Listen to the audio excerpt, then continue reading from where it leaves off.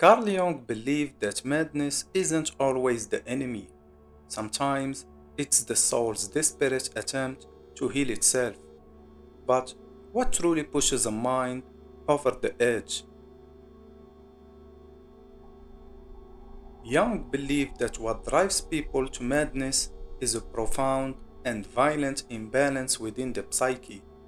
For him, madness oftentimes stems from a breakdown in the process of individuation, when the conscious and unconscious fail to integrate.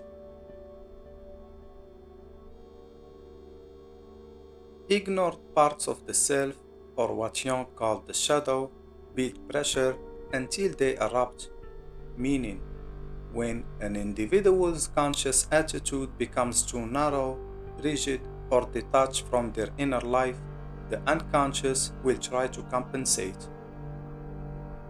The term shadow, as defined by Jung, describes our hidden desires, our inferior traits, and even our immoral urges.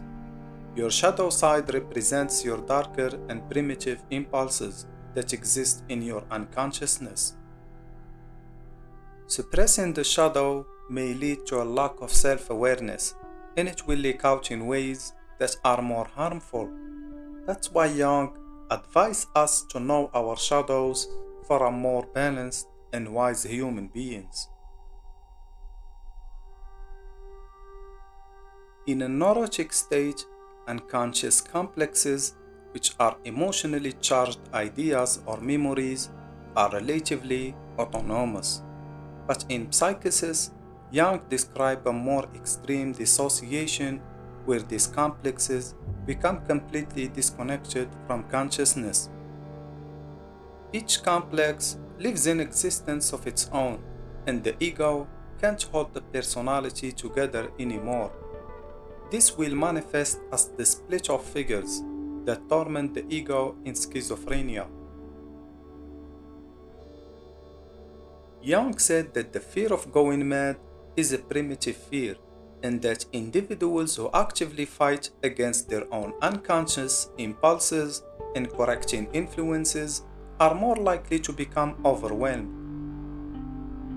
The unconscious is not inherently destructive, it holds both dangers and treasures.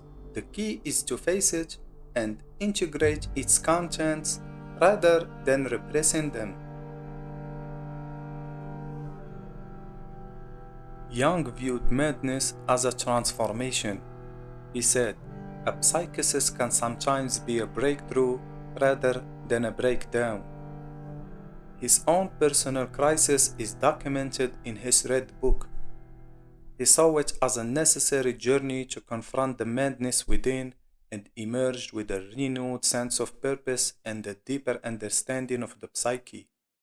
He was able to do this because he actively engaged the contents of his visions and hallucinations rather than being a passive victim of them.